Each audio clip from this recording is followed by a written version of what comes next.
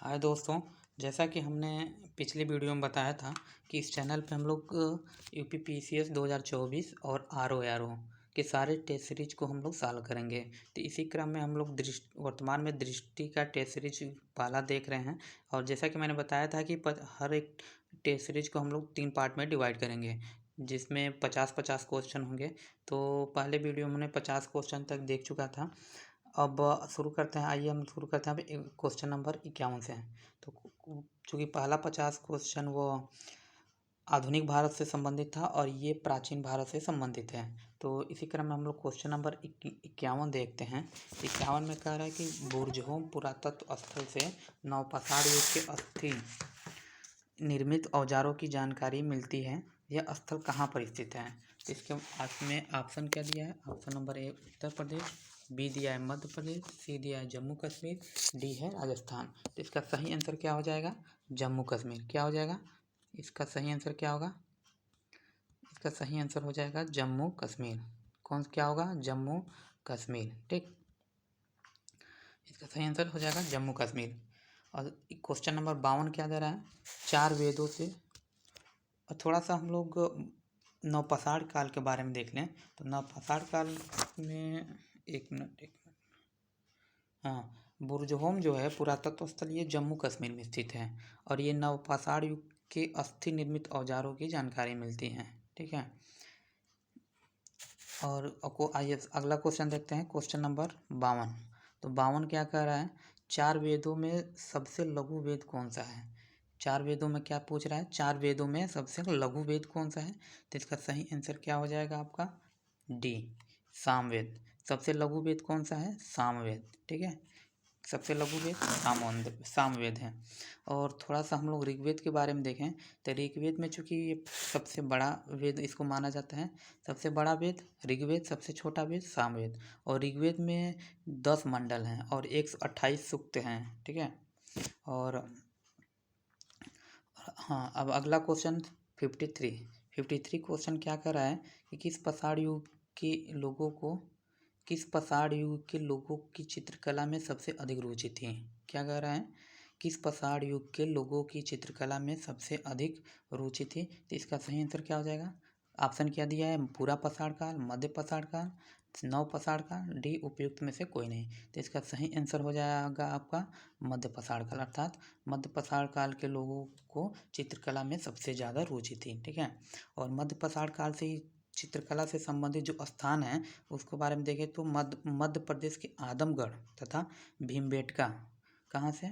मध्य प्रदेश के आदमगढ़ तथा भीमबेटका तथा उत्तर प्रदेश के प्रतापगढ़ तथा मिर्ज़ापुर में पाई जाती है। क्योंकि कभी कभी स्थान को मतलब मिलान करने के लिए दे देता है कि आदमगढ़ किस स्टेट में है, मिर्ज़ापुर, ये सब मतलब स्टेट मिलान करने के लिए सब दे देता है। ठीक है, तो अगला क्वेश्चन क्या है? 54 क्या कर रहा है? सिंधु घाटी सभ्यता के लोगों को निम्नलिखित में से किस पशु के विषय की जानकारी नहीं थी? यानी क्या कर रहा है? सिंधु घाटी की सभ्यता थी उसमें किस पशु के बारे में वहाँ के लोगों को जानकारी नहीं थी। ठीक है, तो इसका सही आंसर क्या हो जाएगा? ऑप्शन में क्या दिया है? बिल्ली, बी दिया है गधा, सी है ऊँट, डी है सिंह। तो इसका सही आंसर क्या हो जाएगा? सही आंसर इसका है सिंह। यानी कि सिंधु घाटी की सभ्यता के लोगों को सिंह के बारे में जानकारी नहीं थी। किसके बारे में जानकारी नहीं थी? सिंह के बारे में नहीं जानकारी थी। ठीक है, और थोड़ा सा सिंधु घाटी सभ्यता के बारे में देखें तो मोहनजोदड़ो में घोड़ों के साक्ष्य को लेकर मतभेद है, लेकिन साथ ही लोथल से पाए गए कुछ टेराकोटा और मूर्ति मिला है, जिससे आंशिक रूप से कहा जा सकता है कि वहाँ पे घोड़ों की कुछ मतलब प्रजातियाँ पाई जाती थी। ठीक है, और अगला क्वेश्चन क्या है? अगला क्वेश्चन 55 देखते हैं। सिंधु घाटी सभ्यता के विस्तार के संबंध में निम्नलिखित में से कौन सा युग में सुमेलित नहीं है? ठीक, तो ये क्वेश्चन कई बार पूछ चुका है, मतलब भिन्न भिन्न रूपों में पूछता है कि मिलान करने के लिए। तो सबसे ऑप्शन ए क्या दे रहा है, मतलब कह रहा है कौन सा मतलब सही मिलान नहीं है? तो ऑप्शन क्या दिया है? सबसे उत्तरी स्थल मांडा कहाँ है? ये जम्मू कश्मीर में है। ठीक है, 55 का बी ऑप्शन क्या करा है? सबसे दक्षिणी स्थल दैमाबाद ये कहाँ है? महाराष्ट्र में। चूँकि जगह भी याद करते रहिएगा, क्योंकि जगह भी कभी कभी मतलब शायद 2023 हाँ 2022 में यही जगह को मिलान करने के लिए पूछ लिया था। ठीक है, सबसे पश्चिमी स्थल कहाँ है? सुरकोटदा। सब सी क्या दिया है? सबसे पश्चिमी स्थल सुरकोटदा। और डी क्या है? सबसे पूर्वी स्थल आलमगीरपुर। आलमगीरपुर चूंकि कहाँ है? ये उत्तर प्रदेश में है। चूंकि पूछा है कि इसमें कहीं कौन सुमेलित नहीं है, इसका सही सुमेलित कौन सा नहीं है? सी नहीं है। कौन नहीं है? सी नहीं है। क्यों नहीं है? क्योंकि सबसे पश्चिमी स्थल सुरकोटदा नहीं है, सुतका गेंडोर है। क्या है? सुतका गेंडोर, जो कि पाकिस्तान और ईरान के सीमा पे है। ठीक, तो ये हो गया। अगला क्वेश्चन अब देखते हैं, क्वेश्चन नंबर 56। निम्नलिखित कथनों में से कौन सा लोथल के संबंध में सही नहीं है? क्या पूछ रहा है? निम्नलिखित में से कथनों में से कौन सा लोथल के संबंध में सही नहीं है? तो यह कैम्बे की खाड़ी के पास स्थित एक पत्तन था। इसका उत्खनन प्रोफेसर एस.आर. राव ने किया था। यह एक प्राकृतिक बंदरगाह था। यहाँ कोई नगर दुर्ग नहीं था। तो इसका सही आंसर क्या हो जाएगा? चूँकि पूछा क्या है कि लोथल के बारे में सही संबंध नहीं है, तो ये कैम्बे के खाड़ी के पास स्थित एक बंदरगाह था। ये क्या है? सही है। ठीक, इसका उत्खनन प्रोफेसर एस.आर. राव ने किया था। ये भी सही है। ये एक प्राकृतिक बंदरगाह था। ठीक है, तो ये एक प्राकृतिक बंदरगाह नहीं था। क्या था? एक मिनट, ये हाँ सॉरी, हाँ देखिए अगला, ये एक प्राकृतिक बंदरगाह नहीं था, ये एक कृत्रिम बंदरगाह था। ठीक है, क्या था? ये प्राकृतिक नहीं, ये कृत्रिम बंदरगाह था। ठीक, और इसके बारे में थोड़ा सा और जानकारी देखें तो यहाँ पे धान के अवशेष भी पाए गए हैं एवं अन्य स्थलों की तुलना में यहाँ के घरों की विशिष्टता जो है मुख्य सड़कों से जुड़ी हुई है। और यहाँ कोई नगर दुर्ग भी नहीं है। क्या है? यहाँ पे कोई नगर दुर्ग भी नहीं था, यानी ऑप्शन डी सही है। इस अर्थात इसका सही आंसर क्या हो जाएगा? एक प्राकृतिक बंदरगाह था। ठीक, चूँकि पूछा कौन नहीं है, तो ये ऑप्शन नंबर सी हो जाएगा, क्योंकि ये क्या था? ये कृत्रिम बंदरगाह था। ठीक है, क्वेश्चन नंबर 58 क्या कह रहा है? एक मिनट, हाँ क्वेश्चन नंबर 58 कह रहा है, निम्नलिखित कथनों में से कौन सा तोल्कापियम के संबंध में सही नहीं है? क्या कह रहा है? निम्नलिखित में से कौन सा तोल्कापियम के संबंध में सही नहीं है? ओ सॉरी, हम लोग 57 क्वेश्चन नहीं देखें क्या? हाँ 57 क्वेश्चन छूट गया था। इसको 57 को हम देखते हैं। पाटलिपुत्र में एक किले का निर्माण किसने करवाया था? पाटलिपुत्र में किले का निर्माण किसने करवाया था? ऑप्शन ए क्या था? बिंबिसार, बी है अजातशत्रु, सी है उदयन, डी है कालासो। तो इसका सही आंसर क्या हो जाएगा? सही आंसर इसका है अजातशत्रु। अर्थात पाटलिपुत्र में किले का निर्माण किसने करवाया था? अजातशत्रु ने करवाया था। इसके बारे में थोड़ा सा और जानकारी देखें तो बौद्ध लेखकों के अनुसार अजातशत्रु का जो उत्तराधिकारी था उसका पुत्र उदयन था। ठीक, हालांकि चूंकि पाटलिपुत्र में किले के निर्माण अजातशत्रु ने कराया था, किंतु उसके पुत्र ने पाटलिपुत्र को एक शहर के रूप में विकसित किया था। यह सोन और गंगा नदियों के संगम पर, जो कि पाटलिपुत्र सोन और गंगा नदियों के संगम पर स्थित है। ठीक, और पाटलिपुत्र मगध साम्राज्य के केंद्र में था, इसलिए इन्होंने अपने पहली राजधानी राजगिरी के स्थान पर पाटलिपुत्र को राजधानी बनाया था। ठीक, अब अगला क्वेश्चन देखते हैं 58। निम्नलिखित कथनों में से कौन सा तोल्कापियम के संबंध में सही नहीं है? यह तमिल साहित्य का सबसे प्राचीन साहित्य है। ठीक, ये तमिल साहित्य का सबसे प्राचीन साहित्य है। पूछा चूँकि कौन सही नहीं है तोल्कापियम के बारे में। ठीक, बी क्या है? इसकी रचना इलागो आदिगल ने की थी, और यह एक तमिल व्याकरण की एक रचना है। डी क्या कर रहा है? यह संगम काल की राजनीतिक और सामाजिक आर्थिक स्थितियों के बारे में जानकारी प्रदान करता है। ठीक, तो इसका सही आंसर क्या हो जाएगा? यह एक तमिल साहित्य का सबसे प्राचीन स्थल, ये सही है। इसकी रचना इलागो आदिकल ने की थी। ये एक तरह से ये गलत है, क्योंकि इस इलागो आदिगल ने इसकी रचना नहीं किया था। इसकी रचना तोल्कापियम साहित्य का तोल्कापियार कौन था? तोल्कापियम की रचना किसने किया था?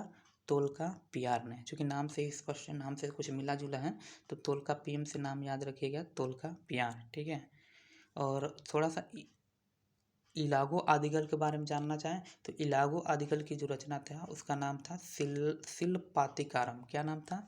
इलागो आदिगल की रचना का क्या नाम था? शिलपातिकारम। और ये एक व्यापारी कोवलन की कहानी है, जिसमें वह अपनी कुलीन पत्नी कन्नगी की अपेक्षा कर कावेरी पट्टम में कि माधवी नाम की वेश्या से प्रेम करने लगता है। उसमें ये कहानी है। ठीक, अगला क्वेश्चन देखते हैं, क्वेश्चन नंबर 58। निम्नलिखित कथन में से कौन सा गुप्तकालीन सिक्कों के संबंध में सही नहीं है?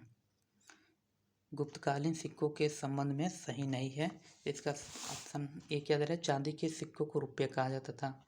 ये क्या है ऑप्शन, ये सही है। जो पूछा कि कौन सा सही नहीं है, ठीक, पूछा है कि कौन सही नहीं है। एक मिनट, ये क्या हो रहा है, तो इसका सही आंसर हो जाएगा चांदी के सिक्कों को रुपये कहा जाता था, ये सही है। ये कहा जाता, सोने के सिक्कों को क्या कहा जाता था, दिनार कहा जाता था। गुप्त काल के दौरान जारी किए गए सोने के सिक्कों की गुणवत्ता बहुत अच्छी थी, ठीक। तो ये ऑप्शन क्या हो जाएगा, सही हो जाएगा। क्यों सही हो जाएगा, क्योंकि पूछा है कि कौन सही नहीं है, तो ये सही हो जाएगा। अर्थात क्योंकि गुप्त काल के गुप्त काल के जो गुप्त काल में जो सिक्के जारी किए गए थे उनकी गुणवत्ता बहुत अच्छी नहीं थी। चौथा ऑप्शन क्या दिया है, गुप्तकालीन शासक अनुष्ठान कार्य के पश्चात विशेष विशेष विशेष उसको आगे कट गया है, विशेष सिक्के जारी करते थे, ठीक, ये भी सही है। और अगला क्वेश्चन क्या है, गुप्तकालीन प्रशासन में महान दंडनायक किसे कहा जाता था? गुप्तकालीन शासक में महान दंडनायक किसे कहा जाता था? ऑप्शन क्या है, प्रमुख कमांडर, बी है चीफ जस्टिस, सी है पुलिस विभाग, डी है युद्धोत्तर सलाहकर्ता। तो क्वेश्चन नंबर 60 का सही आंसर क्या हो जाएगा, बी। महादंडनायक को हम लोग क्या कहते थे, चीफ जस्टिस, अर्थात जिसे न्यायाधीश भी कहा जाता था, ठीक है। और थोड़ा सा और इसके बारे में यहाँ पे कई क्वेश्चन पूछता है, तो थोड़ा सा और जानकारी देखें तो एक और पद होता था महाबलाधिकृत। क्या होता था, महाबलाधिकृत, तो उसको क्या कहते थे, सेनापति कहते थे, ठीक। और संधि विग्रहक को क्या कहते थे, संधि विग्रहिक को क्या कहते थे, युद्ध तथा संधियों के विषय में जो जानकारी रखते थे उसे संधि विग्रह कहते थे। दंडपाशिक को क्या कहते थे, मतलब जो पुलिस विभाग का सर्वोच्च अधिकारी होता था उसे क्या कहते थे, दंडपाशिक कहते थे, ठीक है। और जो राजकोष का अधिकारी रहता था उसे क्या कहते थे, भंडारागृधिकृत, क्या था, भंडारागृधिकृत, ठीक है। ये अर्थात इसका सही आंसर क्या हो जाएगा, वो गुप्तकालीन प्रशासन में महादंडनायक किसे कहा जाता था, चीफ जस्टिस को, ठीक। अगला क्वेश्चन देखते हैं, क्वेश्चन नंबर 61। निम्नलिखित शासकों में से नागानंद नाटक का लेखक कौन था? निम्नलिखित शासकों में से नागानंद नाटक का लेखक कौन था? तो ऑप्शन ए क्या है, चंद्रगुप्त द्वितीय, बी है समुद्रगुप्त, सी हर्षवर्धन, डी है पुष्यगुप्त। तो इसका सही आंसर क्या हो जाएगा, हर्षगुप्त, ठीक है। नागानंद नाटक का लेखक कौन था, हर्षगुप्त। सही आंसर क्या है, हर्षगुप्त नहीं, हर्षवर्धन। कौन था, हर्षवर्धन। और सम्राट हर्षवर्धन के बारे में थोड़ी सी जानकारी देखें तो हर्षवर्धन स्वयं ने 3 नाटक लिखे थे, एक रत्नावली, सप्रियदर्शिकास और नागानंद, ठीक। और ऐसा माना जाता है कि चूँकि ये धवक नामक लेखक ने सम्राट हर्षवर्धन के लिए कुछ रुपये पैसों के बदले में ये 3 नाटक लिखे थे, ठीक है। और क्वेश्चन नंबर 62 क्या दे रहा है, निम्नलिखित कथनों में से कौन सा अमोघ वर्ष प्रथम के संबंध में सही है? वह राष्ट्रकूट राजवंश से संबंधित है, वह शैव मत का अनुयायी था, उसकी प्रसिद्ध कृति कन्नड़ भाषा में रचित कवि राजमार्ग थे, उन्होंने मालखेड़ नगर में राष्ट्रकूट राजधानी का निर्माण कराया था, ठीक है। तो 62 का सही आंसर क्या हो जाएगा, 62 का बी, वह शैव मत का अनुयायी था। तो ये शैव मत का अनुयायी नहीं था, वह जैन धर्म के अनुयायी थे। अमोघ वर्षन किसका था, जैन धर्म का अनुयायी था। तो इसका सही आंसर क्या हो जाएगा, बी, ठीक। अर्थात ये सही है, वह राष्ट्रकूट राजवंश से संबंधित है, उनकी प्रसिद्ध कृति कन्नड़ भाषा में रचित कविराज मार्ग है, उन्होंने मालखेड़ नगर में राष्ट्रकूट राजधानी का निर्माण करवाया था, ठीक है। और अमोघ वर्ष के बारे में थोड़ा सा और जानें तो अमोघ वर्ष प्रथम राष्ट्रकूट राजवंश से संबंधित है और ये 64 वर्ष की दीर्घ अवधि तक शासन किया था। मालवा और गंगावाड़ी इनके नियंत्रण से बाहर हो गया था और उनके शासनकाल का सबसे लोकप्रिय तत्व सांस्कृतिक विकास है, ठीक है। तो अगला क्वेश्चन हम देखते हैं, क्वेश्चन नंबर 63। तंजौर में बृहदेश्वर मंदिर का निर्माण किसने करवाया था? तंजौर में क्या क्वेश्चन पूछा है, तंजौर में बृहदेश्वर मंदिर का निर्माण किसने करवाया था? तो ऑप्शन क्या दिया है, ए विजयालय, बी है राजा राम प्रथम, सी है राजेंद्र प्रथम, डी है राजेंद्र द्वितीय। तो इसका सही आंसर क्या हो जाएगा? राजा राम प्रथम। क्या हो जाएगा? राजा राम प्रथम। ठीक। और थोड़ा सा, और ये राजा राम प्रथम चूँकि चोल वंश से संबंधित हैं, तो चोल वंश के बारे में थोड़ा सा जानकारी देखें तो चोल राजवंश कला और वास्तुकला की द्रविड़ शैली में अपने उत्कृष्ट स्थिति में थी। चोल राजवंश के मंदिरों की मुख्य विशेषता जो थी वो विमान थी, मतलब विशेषता विमान है। राजा राम प्रथम के बारे में जाने तो राजा राम प्रथम द्वारा निर्मित तंजौर का जो बृहदेश्वर मंदिर दक्षिण भारत का एक उत्कृष्ट कला का एक नमूना प्रस्तुत करता है। ठीक है। और अगला क्वेश्चन देखें तो क्वेश्चन नंबर 65 क्या कहता है कि 65 नहीं 64 ऋग्वैदिक आर्य किसके द्वारा शासित थे? ऋग्वैदिक आर्य जो थे किसके द्वारा शासित थे? तो इसका सही आंसर क्या हो जाएगा? ऑप्शन ए दे रहा है जनजातीय गणतंत्र, लोकतांत्रिक स्वरूप, सी है राजशाही सरकार, वृद्धजनों द्वारा शासन। तो इसका सही आंसर क्या हो जाएगा? एक मिनट, इसका सही आंसर वृद्धजनों द्वारा शासित था। सही आंसर क्या हो जाएगा? 64 का डी। क्या है 64 का? 64 का सही आंसर क्या है? डी। अर्थात ऋग्वैदिक आर्य किसके द्वारा शासित होते थे? तो वृद्धजनों द्वारा शासित होते थे। ठीक। क्योंकि ऋग्वैदिक आर्य के बारे में थोड़ा जानकारी देखें तो ऋग्वैदिक आर्य वृद्धजनों की एक परिषद द्वारा शासित होते थे और उन्हें सभा और समिति के नाम से जाना जाता था। और ये सभा बुजुर्गों की एक चुनिंदा संस्था थी तथा राजा के प्रशासन संबंधी सलाह, और ये राजा को जो प्रशासन संबंधी सलाह देती थी। ये कानून न्यायालय के रूप में भी कार्य करता था, एक आपराधिक मामलों की सुनवाई करता था। और सभा के जो प्रधान को थे उनको सभापति कहा जाता था और सबसे लोकप्रिय सभा को समिति कहते थे। इसमें आम लोग भी शामिल हो सकते थे। हालांकि ये जितने सब मैं बोल रहा हूँ कभी न कभी स्टेटमेंट बना के इसको पूछा हुआ है। और ठीक है, तो अगला क्वेश्चन देखते हैं 65 क्या कह रहा है?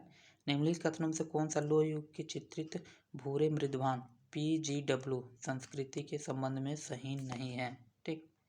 तो इस काल के लोग मिट्टी से बने कटोरे और चित्रित भूरे मिट्टी के बर्तनों का प्रयोग करते थे। ये क्या है? सही है।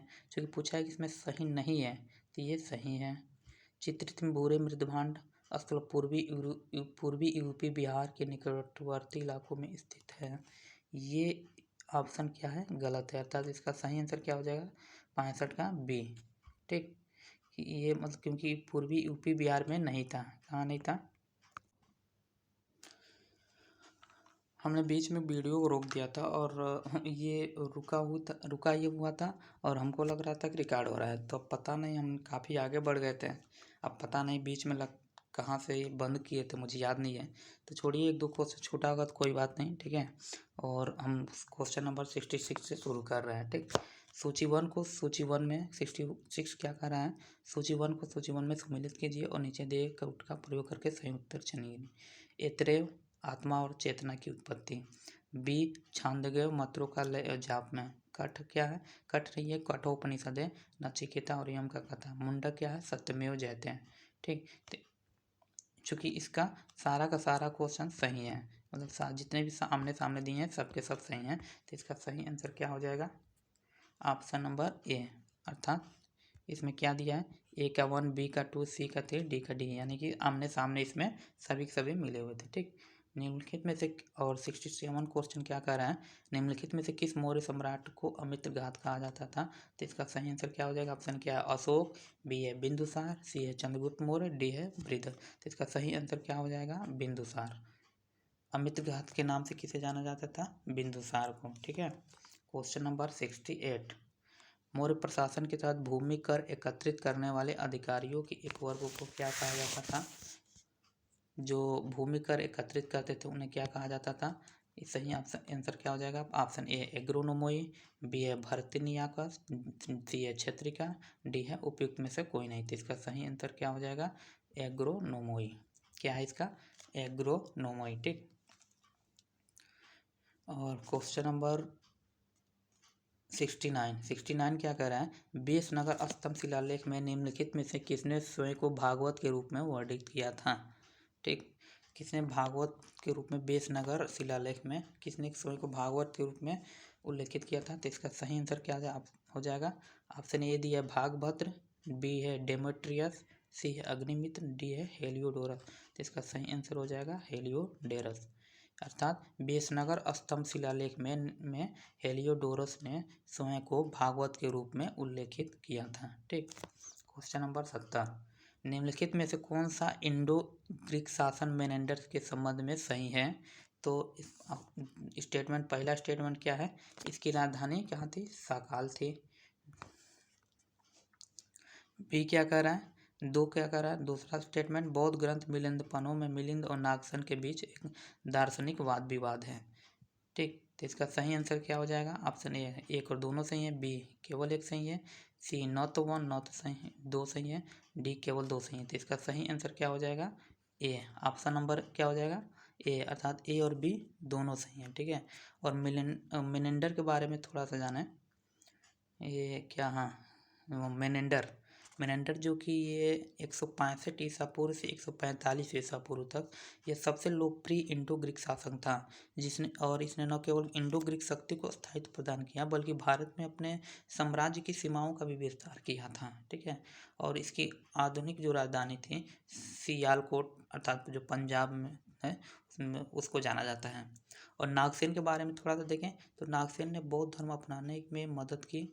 नागसेन ने मिलेंडर को ही बौद्ध धर्म अपनाने में मदद की थी। इसका और चूँकि इसका एक परिणाम यह है कि उसका वर्णन अपने प्रसिद्ध बौद्ध ग्रंथ मिलिंदपनहों के में मिलता है। ठीक। तथा इसका ऑप्शन एक और बी दोनों सही था। अगला क्वेश्चन देखें 71, कुषाण वंश के निम्नलिखित शासकों में से किसने अपने सिक्कों पर स्वयं को महेश्वर घोषित किया था? 71 का क्या हो जाएगा? पहला कुजुल कड़फिसस, बी कनिष्क, सी भीम कड़फिसस और डी क्या है? वासुदेव। तो इसका सही आंसर क्या हो जाएगा? भीम कड़फिसस। क्या हो जाएगा? भीम कड़फिसस। अर्थात कुषाण वंश के जो शासक भीम कड़फिस था वह अपने सिक्कों पर स्वयं को महेश्वर के नाम से घोषित किया था। ठीक। क्वेश्चन नंबर 72, गौतमीपुत्र सतकर्णी से संबंधित नासिक अभिलेख निम्नलिखित में से किस भाषा में लिखा गया है?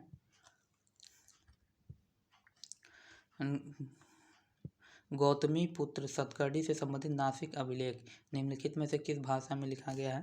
तो इसका सही आंसर क्या हो जाएगा? ये जो नासिक अभिलेख था ये प्राकृतिक भाषा में लिखा गया था। किस में लिखा गया था? प्राकृतिक भाषा में। तो इसका सही आंसर क्या हो जाएगा? ऑप्शन नंबर ए। ठीक।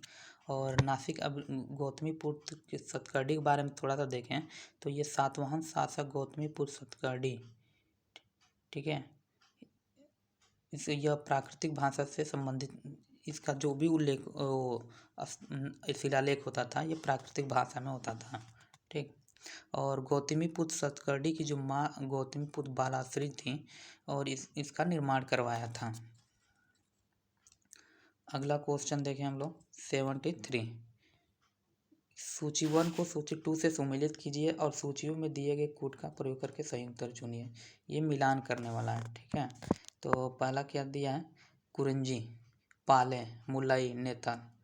1 पहला मरुस्थल, 2 है पहाड़ी रास्ते, 3 है चारागाह, 4 है तटीय।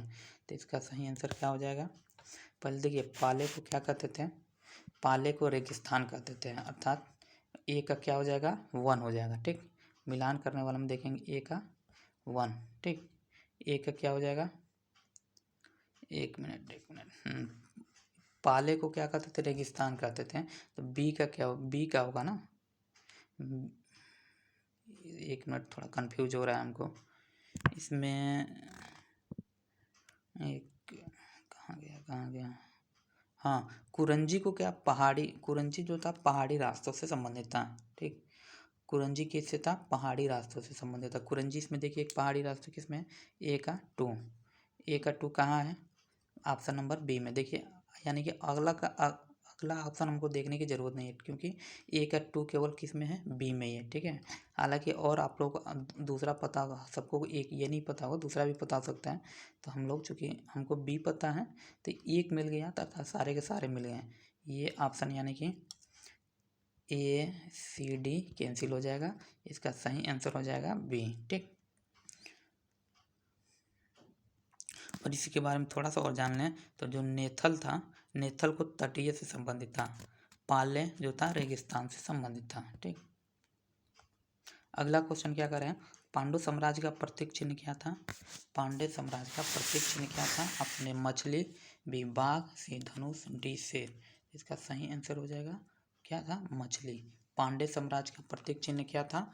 मछली था। ठीक है, और थोड़ा सा चोल मतलब अलग अलग देखें तो चोल साम्राज्य जो था, चोल साम्राज्य का प्रतीक चिन्ह क्या था? बाघ था। ठीक है, पांड्य साम्राज्य का प्रतीक चिन्ह क्या था? मछली था। और बाघ किसका था? बाघ, हाँ बाघ तो बताया कि चोल साम्राज्य से संबंधित था। और ये धनुष था, ये धनुष चेर साम्राज्य से संबंधित था। ठीक है, क्वेश्चन नंबर 75, मौर्योत्तर काल में श्रेणी या मौर्योत्तर काल में श्रेणी या श्रेणी थे? मौर्योत्तर काल में श्रेणी या श्रेणी थे? इसका सही आंसर क्या हो जाएगा? Option number C. व्यापारियों का जो वर्ग था उसे श्रेणी के नाम से जाना जाता था। व्यापारियों के वर्ग को किसके नाम से जाना था? श्रेणी के नाम से जाना जाता था। क्वेश्चन नंबर 76, निम्नलिखित में से किसने समुद्रगुप्त को भारत का नेपोलियन कहा था? किसने समुद्रगुप्त को भारत का नेपोलियन कहा था? ये क्वेश्चन पूछता है कि भारत का नेपोलियन किसे कहा जाता है, तो समुद्रगुप्त को। अगला क्वेश्चन डी। हाँ क्वेश्चन, सॉरी वीडियो जरा रुक गया था। तो अब देखते हैं, निम्नलिखित में से किसने समुद्रगुप्त को भारत का नेपोलियन कहा था? तो इसका सही आंसर क्या हो जाएगा? 76 का ऑप्शन क्या दिया है? जॉन मैल्कम, बी है जेम्स मिलन, सी है फ्रांसिस ड्रेक, डी है B.S. स्मिथ। तो इसका सही आंसर हो जाएगा B.S. स्मिथ। ठीक, अगला क्वेश्चन क्या है, निम्नलिखित में से कौन सी पुस्तक वाराहमिहिर द्वारा लिखी गई थी? तो ऑप्शन में क्या दिया है? प्राकृतिक प्रकाश, पंच सिद्धांतिका और पंच सिद्धांतिका, सी है शिल्प शास्त्र, डी है मंत्र शास्त्र। तो इसका सही आंसर हो जाएगा पंच सिद्धांत। क्या हो जाएगा? पंच सिद्धांत, अर्थात वाराहमिहिर द्वारा पंच सिद्धांत को लिखा गया था। और वाराहमिहिर के बारे में जाने तो ये गुप्त शासक चंद्रगुप्त द्वितीय के दरबार में नवरत्नों में से एक थे। और ये प्रसिद्ध गणितज्ञ और ज्योतिषी थे जिन्हें इन्होंने 3 पुस्तकें लिखी थी। कितने पुस्तकें लिखी थी? ये 3 पुस्तकें लिखे थे, पंच सिद्धांतिका, बृहद संहिता और बृहद जातक। ठीक है, बृहद जातक था ये ज्योतिषी पर मानक पाठ्य पुस्तक मानी जाती है। और अगला क्वेश्चन देखते हैं 78, अजंता गुफाओं के शैलकृत बौद्ध विहार और चैत्य किस वाकाटक राजा के संरक्षण में बनाए गए थे? तो 78 का क्या हो जाएगा? क्या दिया? बिंदु शक्ति, प्रवरसेन, हरिसेन, रुद्रसेन। तो अजंता गुफाओं की जो शैलचित्रित बौद्ध विहार था ये बनाया गया था हरिसेन के नेतृत्व में। किसके नेतृत्व में? हरिसेन के नेतृत्व में। तो इसका सही ऑप्शन क्या हो जाएगा? हरिसेन। ठीक, अगला ऑप्शन क्या है? 79 क्या कर रहा है? गुप्त साम्राज्य के निम्नलिखित प्रशासनिक प्रभागों पर विचार कीजिए और उन्हें छोटी इकाइयों की सबसे बड़ी इकाइयों तक व्यवस्थित कीजिए। अभी देखिए ये क्वेश्चन हाल ही में आरओ में पूछा गया था। ठीक, क्योंकि प्राचीन इतिहास से केवल एक ही क्वेश्चन था और यही हमको लग रहा है संभवतः यही था भी। तो इसका सही आंसर क्या हो जाएगा? तो क्या पूछ रहे हैं? 1 मिनट। सबसे बड़ी इकाई में सबसे बड़ी इकाई तक, मतलब छोटी से बड़ी इकाई में ले जाके जाना है। ठीक है, तो सबसे छोटी इकाई क्या था? ग्राम था। ठीक, सबसे छोटी इकाई क्या था? ग्राम था। ग्राम के बाद क्या था? वीथी था। हाँ, ग्राम के बाद क्या था? वीथी। वीथी के बाद क्या आता था? विषय। अब विषय के बाद से क्या आता था? भुक्ति, अर्थात सबसे ऊपर क्या था? भुक्ति था। तो इसका सही आंसर देखिए, ग्राम, विधि, विषय, भुक्ति, यानी कि 2 4 3 1। 2 4 3 1 कहाँ है? ऑप्शन ए में क्या है? 2 4 3 1। इसका सही ऑप्शन हो जाएगा ऑप्शन नंबर ए। ठीक, अगला क्वेश्चन देखते हैं, क्वेश्चन नंबर 80, निम्नलिखित में से कौन बीजगणित के जनक और भारत के सबसे पहले ज्ञात खगोल शास्त्री थे? तो इसका सही आंसर क्या हो जाएगा? ऑप्शन ए वाराहमिहिर, आर्यभट्ट, ब्रह्मगुप्त, भास्कर द्वितीय। तो सही आंसर इनके क्या हो जाएगा? ऑप्शन नंबर बी, आर्यभट्ट प्रथम। ठीक, ये भारत के सबसे पहले खगोल शास्त्री के रूप में इनको जाना जाता है और इन्होंने ही आर्यभट्टी एवं आर्यभट्टी सिद्धांत नामक 2 खगोल शास्त्रीय ग्रंथ भी लिखे थे। ठीक, और अगला क्वेश्चन देखें हम लोग, निम्नलिखित में कौन सा 16 महाजनपदों में से एक नहीं है? क्वेश्चन नंबर 81 कह रहा है निम्नलिखित में से कौन 16 महाजनपदों में से एक नहीं है? तो ऑप्शन है क्या, गंधार, बी कंबोज, सी पंचाल, डी कौशाम्बी। तो इसका सही आंसर क्या हो जाएगा? कौशाम्बी। कौशाम्बी क्या था? 16 महाजनपदों में से नहीं था। ठीक, तो सही आंसर हो जाएगा कौशाम्बी। ठीक, कौशाम्बी। कौशाम्बी चूँकि वत्स जो जनपद था, वत्स जनपद की एक राजधानी थी। क्वेश्चन नंबर 82, अगला क्वेश्चन देखते हैं। क्वेश्चन नंबर 82 कह रहा है सूची 1 को सूची 2 से सुमेलित कीजिए। ठीक, तो इसमें पहला क्या दिया है? व्यवहारिक, स्वार्थक, गणक, भागदूत। तो इस मिलान करने वाला है। तो व्यवहारिक को हम लोग क्या जानते थे इसमें? एक मिनट। व्यवहारिक जो था ये न्याय से संबंधित था। व्यवहारिक किससे संबंधित था? न्याय से संबंधित था। ठीक, तो एक ऑप्शन क्या हो जाएगा? 2। अब देख लीजिए एक किस 2 कहाँ है? केवल 2 किससे मिल रहा है? बी में मिल रहा है। ठीक है, किस में मिल रहा है? बी में मिल रहा है। अर्थात हमारा बी सही हो जाएगा। बाकी ये एक यानी कि बी सही हो जाएगा, बाकी सब गलत हो जाएगा। ठीक है, ये ऑप्शन सी, ए और सी गलत हो जाएगा, बी सही हो जाएगा। क्योंकि अब अगला क्वेश्चन देखते हैं। तेलुगु कृति अमुत्य क्या है? अमुकत्य माल्यदा। तेलुगु कृति अमुकत्य माल्यदा के लेखक कौन थे? तो इसका ऑप्शन क्या? हरिहर, बी देवराय, सी बुक्का, कृष्ण देवराय। तो इसका सही आंसर क्या हो जाएगा? कृष्ण देवराय। इसका सही आंसर कृष्ण देवराय। अगला क्वेश्चन देखें। क्वेश्चन नंबर 84, तांडव नृत्य मृदा में नटराज की मूर्ति निम्नलिखित में से किस साम्राज्य से संबंधित है? क्वेश्चन नंबर 84, पहला क्या है? ए पांड्य, बी चेरा, सी चोल, डी पाल। तो इसका सही आंसर क्या हो जाएगा? पाल। जो तांडव नृत्य मुद्रा में नटराज की मूर्ति जो है ये चोल राज्य से संबंधित है। किससे संबंधित है? चोल राज्य से संबंधित है। ठीक, अगला क्वेश्चन देखते हैं। 85, निम्नलिखित में से कौन बाणभट्ट द्वारा लिखा गया था? निम्नलिखित में कौन बाणभट्ट द्वारा लिखा गया था? तो पहला क्या है? हर्षचरित, पार्वती परड़िया, मयूर सूतक, 4 क्या है? वाक्य पदीय। तो इसका सही आंसर हो जाएगा हर्षचरित और पार्वती परड़िया, ये बाणभट्ट द्वारा लिखा गया था। ठीक, ये 2 जो ऊपर पहला 2 था इसका यानी कि सही आंसर क्या हो जाएगा? इसका डी हो जाएगा। सही आंसर इसका डी हो जाएगा।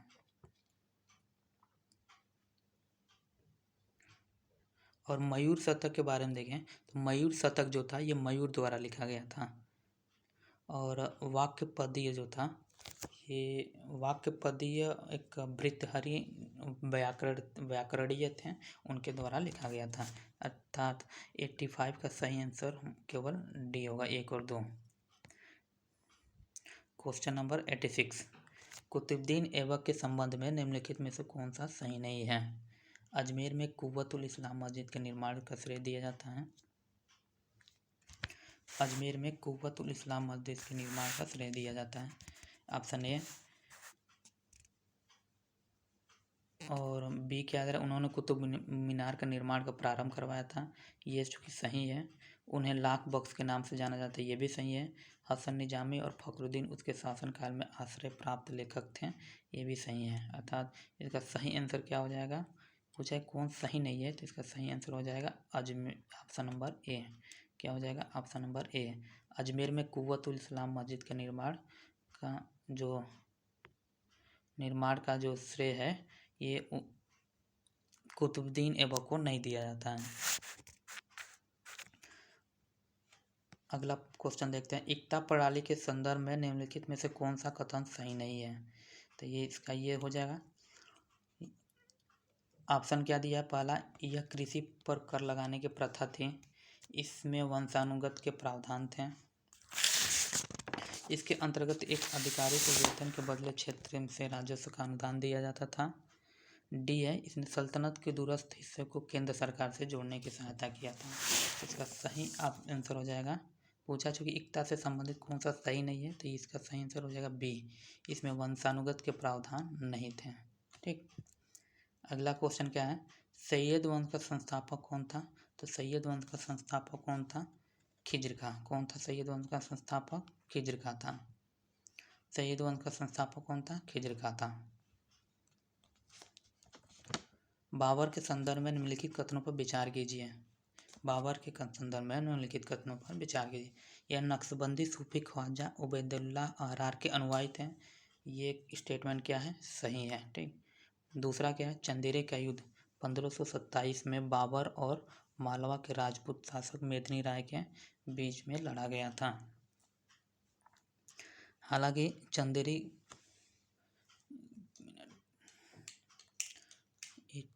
89 का सी, जो ये एक मिनट कहाँ गया दूसरा स्टेटमेंट दे रहा है, चंदेरी का युद्ध 1500 इसमें दिया है 1527 इसमें बाबर और मालवा राजपूत शासक मेदिनी राय के बीच में लड़ा गया।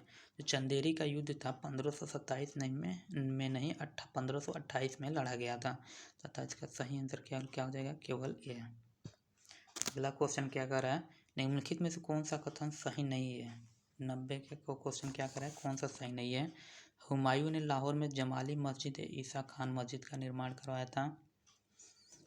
हुमायूं ने। आप बी क्या कर, शेर शाह सूरी ने रोहतास किला बनवाया जो पाकिस्तान में स्थित यूनेस्को विश्व धरोहर स्थल में सही है। धरोहर स्थल ये सही है। शेर शाहरुख के समय मौजा प्रशासन का न्यूनतम स्तर था, ये भी सही है। हुमायूं का मकबरा 1570 में बनाया गया था और 1993 में यूनेस्को द्वारा इसे विश्व धरोहर स्थल के रूप में मान्यता दिया गया था। अर्थात ये भी सही है, ये भी सही है, ये भी सही है। इसमें पूछा कौन सही नहीं है, तो ऑप्शन नंबर ए सही नहीं है, अर्थात यही आप इसका सही आंसर हो जाएगा। ठीक, क्योंकि हुमायूं ने दिल्ली में एक नया शहर बसाया था जिसका नाम उसने दीन पनाह रखा था और दिल्ली में जमाली मस्जिद ईसा खान की मस्जिद का निर्माण करवाया था। ईसा का जमाली मस्जिद, एक मिनट, पहला इसका सही आंसर हो जाएगा ए, क्योंकि हुमायूं ने लाहौर में ये दिया है ना कि हुमायूं ने लाहौर में जमाली मस्जिद, तो यहाँ लाहौर नहीं हो जाएगा, यहाँ दिल्ली होगा, अर्थात ये सही है। क्वेश्चन नंबर 91, अकबर के संदर्भ में निम्नलिखित कथनों पर विचार कीजिए। थॉमस रो उनके दरबार में आने वाला पहले अंग्रेज थे। ये स्टेटमेंट क्या हो जाएगा? गलत है। थॉमस रो नहीं थे, राल्फ फिच था जो पहला अंग्रेज व्यक्ति था जो अकबर के दरबार में आया था। उनका अंतिम अभियान 1601 में गोलकुंडा के विरुद्ध हुआ था। ये भी ऑप्शन सही नहीं है। ये 1601 में आया तो था, लेकिन ये गोलकुंडा नहीं जबकि असीरगढ़ के विरुद्ध था। अकबर का जो अंतिम अभियान था 1601 में ही था, लेकिन गोलकुंडा के विरुद्ध नहीं, खानदेश जो असीरगढ़ के नाम से भी जाना था इसके विरुद्ध है, अर्थात इसका कोई नहीं सही है। 91 का सही आंसर हो जाएगा डी, न तो 1 न तो डी। और अगला क्वेश्चन क्या कर रहा है, सूची 1 को सूची 2 में सम्मिलित कीजिए और नीचे दिए गए कोड का सही प्रयोग चुनिए। वाकया ए है वाकया नवीस, बी है दरोगा ए डाक, सी है मुकद्दम, डी है मुद्दसाही। तो इसका सही और जो मिलान किया जाए तो वाकया नवीस जो था समाचार विवरण करने वाला होता था। ये क्या था? समाचार विवरण करने वाला था। ए का क्या हो जाएगा? 4, अर्थात ए का 4 किस में है? ए का बी में है, डी में है। ठीक, तो ये ए और सी क्या हो जाएगा? कैंसिल हो जाएगा।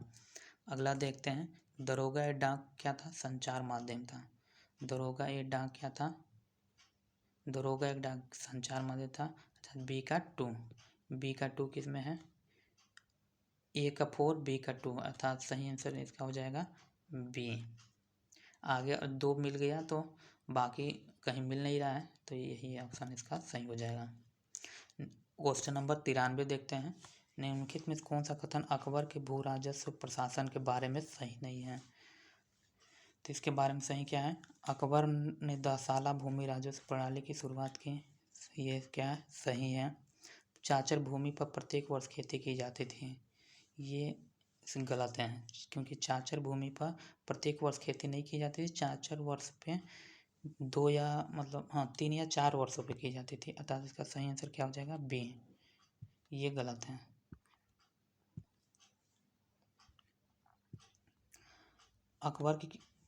अकबर की अगला ये यानी ये गलत है, ये स्टेटमेंट सही ही होगा, पढ़ लीजिएगा इसको।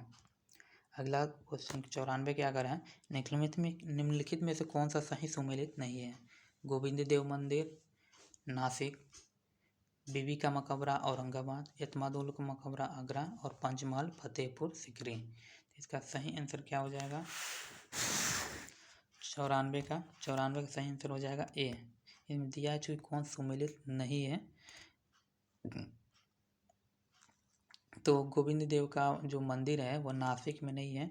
ये एक लोकप्रिय तीर्थ स्थल है जो ये वृंदावन में है। इसका सही आंसर हो जाएगा गोविंद देव मंदिर। बाकी सब ये सही सुमेलित हैं। क्वेश्चन नंबर 95 क्या कर रहा है? निम्नलिखित में किसने बाबरनामा का फारसी में अनुवाद किया था? किसने बाबरनामा का फारसी में अनुवाद किया था? 95। तो ऑप्शन ए है फैजी, बी अबुल फजल, सी अबुल रहीम खान खाना, डी मिर्जा अजीज खोखा। तो इसका सही आंसर क्या हो जाएगा? अब्दुल रहीम खान ए खाना। यानी बाबरनामा को जो फारसी में अनुवाद किया था, बाबरनामा को जो फारसी में अनुवाद किया था अब्दुल रहीम खान खाना ने किया था। ठीक है। और फैजी के बारे में थोड़ा सा देखें तो फैजी अबुल फजल के भाई और फारसी कवि थे। लीलावती का फारसी में अनुवाद फैजी ने किया था और अबुल फजल ने आईने अकबरी और अकबरनामा लिखा था। अगला क्वेश्चन देंगे, क्वेश्चन नंबर 96। तो निम्नलिखित कथनों पर विचार कीजिए। डोमिंगो पेस एक पुर्तगाली व्यापारी था जो राजा कृष्णदेव राय के शासनकाल के दौरान भारत आया था। ये स्टेटमेंट क्या है? ये पहला स्टेटमेंट क्या है? सही है। ठीक। बी क्या दे रहा है? दो फ्रैंकोइस बर्नियर ने मुगलों शहर को केप टाउन के रूप में वर्णित किया था। ये भी स्टेटमेंट क्या है? सही है। अर्थात इसका सही आंसर क्या हो जाएगा? सी। ए और बी दोनों सही है। 97 क्वेश्चन क्या कह रहा है? सूफीवाद में सूहर का अर्थ था। तो सूफीवाद में सूहर का अर्थ क्या होता था? एक मिनट हाँ। सूफीवाद में सूहर का अर्थ जो होता था, ये सहिष्णुता का जो पालन करने वाला होता था, जो टॉलरेंस होते थे ज़्यादातर, उन्हें ही सूहर कहा जाता था। ठीक है। और थोड़ा 2-4 शब्द और यहाँ पर आता है। जैसे कि जियारत आता है, जिसे कब्रों पर जाने की प्रथा जो होती थी उसे जियारत कहा जाता है। मुरीद किसे कहा जाता है? जो अनुयायी होते हैं, ये जो मतलब जो पीर होते थे उनके जो अनुयायी होते थे उन्हें मुरीद कहा जाता था। और फक्र क्या होता था? ये गरीबी से संबंधित है। अगला क्वेश्चन 98 क्या कह रहा है? मराठा स्थानीय और प्रांतीय प्रशासन के संदर्भ में आरोही क्रम में कौन सा निम्नलिखित में से सही क्रम है? तो इसका सही क्रम 98 का सही हो जाएगा बी, क्योंकि पहले आता था तरफ, मौजा, प्रांत, परगना। अर्थात इसका सही आंसर हो जाएगा बी। 99 क्वेश्चन देखते हैं। मोदी लिपि का उपयोग निम्नलिखित के दस्तावेजों में किया गया था। ए वाडियार, बी मराठा, जमोरिन, डी होयसल। तो इसका सही आंसर हो जाएगा 99 का बी। मराठा जो थे अपने लिपि में मोदी लिपि का प्रयोग करते थे। किसका? मोदी लिपि का प्रयोग करते थे मराठा। ठीक। मोदी लिपि को चूँकि मुड़िया के नाम से भी जाना जाता था। मोडी शब्द एक मराठी क्रिया मोड़ने अर्थात जिसे मोड़ने तोड़ने से बना है। मोदी का शाब्दिक अर्थ चूँकि टूटी हुई होता है, इससे प्रभावित मतलब एक टूटा हुआ होता है, इसे मतलब जिसे मोड़ा और तोड़ा जा सकता था। और यह लिपि महाराष्ट्र के राजभाषा मराठी भाषा को लिखने के लिए किया जाता है। अगला क्वेश्चन 100 नंबर क्या कर रहा है? निम्नलिखित में से कौन सा विद्वान सुमेलित नहीं है? शंकराचार्य अद्वैतवाद, रामानुज विशिष्ट अद्वैतवाद, निम्बकाचार्य अद्वैतवाद, वल्लभाचार्य चूँकि क्या इसमें सही कौन सा है? पूछा है कौन सुमेलित नहीं है, तो इसमें सही है वल्लभाचार्य, क्योंकि वल्लभाचार्य शुद्धाद्वैतवाद से संबंधित थे। द्वैतवाद से नहीं, किससे थे? शुद्धाद्वैतवाद द्वैतवाद, शुद्धाद्वैतवाद किससे संबंधित है? शुद्धाद्वैतवाद से संबंधित है। ठीक, तो चलिए 150 क्वेश्चन हो गया। अगला जो 101 मतलब 101 से 150 तक अगले वीडियो में कंप्लीट किया जाएगा।